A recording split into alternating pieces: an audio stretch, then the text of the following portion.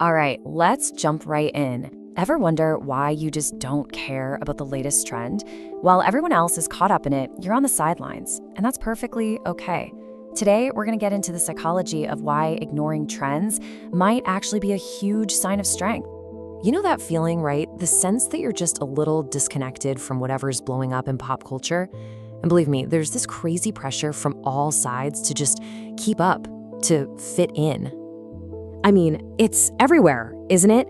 A new dance, a new gadget, a new slang word.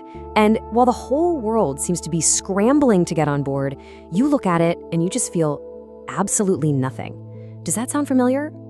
And chances are you've probably heard these words, right? Maybe someone's even said them to you. It's so easy to feel like you're being left behind just because you're not jumping on every single bandwagon that rolls by.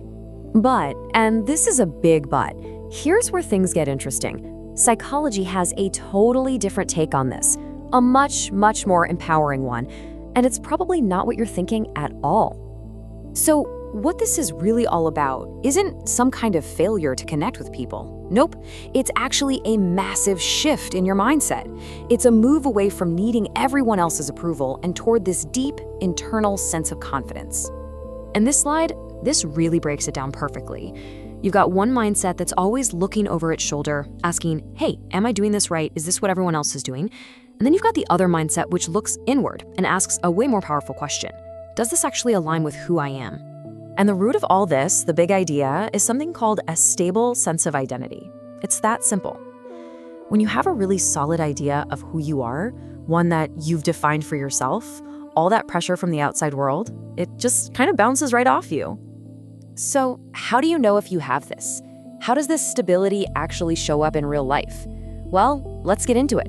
We're going to break down the 6 big signs that prove your independence isn't about being out of touch.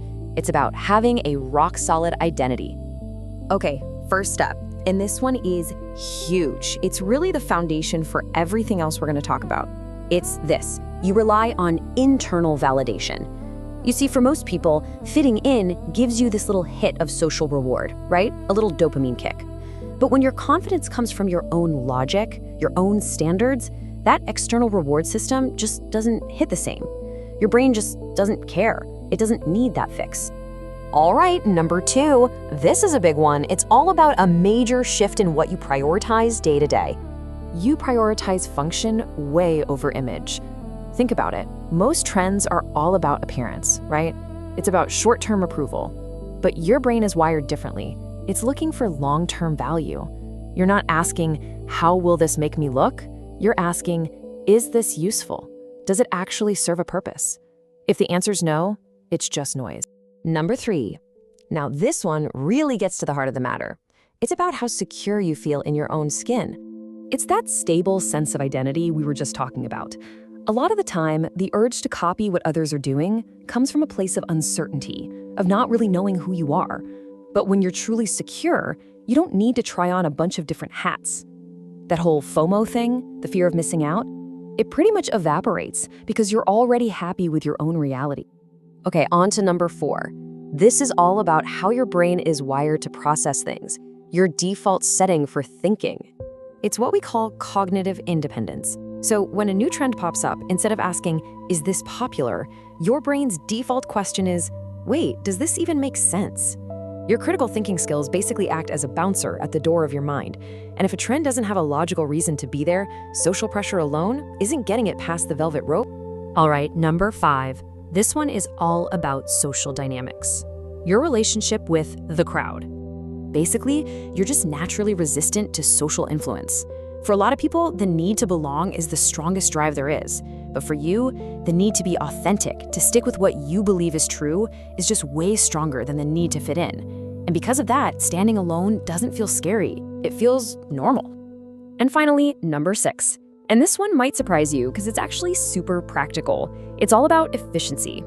You protect your mental energy, your cognitive bandwidth. Your brain just knows on some level that keeping up with all this stuff is mentally draining. It takes so much energy. So by ignoring it all, you're actually making a really smart, strategic choice. You're saving that brain power for stuff that actually matters to you, like deep thinking and solving real problems. Okay, so to tie all of this together, there's this really great metaphor that just makes it all click. So, picture this. The crowd, they're like swimmers bobbing around on the surface of the ocean, getting tossed around by every single current, every single wave that comes along. But you're the anchor down on the seabed. You're not moving, but it's not because you're stuck. See, you're not moving because you're grounded in something real, something solid. So that ocean current, that's social pressure. And all those little waves, those are the trends that come and go. They just wash right over you, but they can't move you. And the anchor? Well, that's your stable identity. It's what holds you firm. So what does this all mean in the end? What's the big takeaway here? It's all about reframing what it really means to be different. Look, if you're that person who's still rocking an old phone because, hey, it still works, or you're wearing a style you've loved for a decade, it's not because you're obsolete. It's because you're autonomous.